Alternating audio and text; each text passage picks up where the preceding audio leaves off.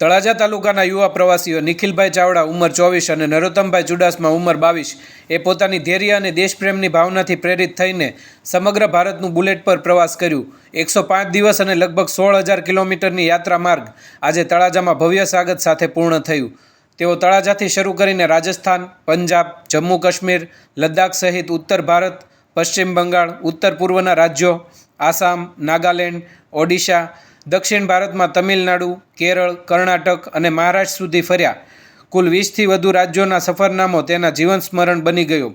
આ પ્રસંગે ભાજપ શહેર પ્રમુખ આઈ.કે. વાળા તથા પ્રમુખના પ્રતિનિધિ કેસીભાઈ રાઠોડ તથા ઉપપ્રમુખ ધર્મેન્દ્રસિંહ વાળા તથા ડૉક્ટર પૃથ્વીરાજસિંહ વાળા તથા આદિત્યભાઈ ઓઝા વગેરે દ્વારા ભારત યાત્રા કરી આવેલ બંને યુવાનોનું ફૂલહાર કરી વાજતે ગાજતે સ્વાગત કરવામાં આવ્યું હતું।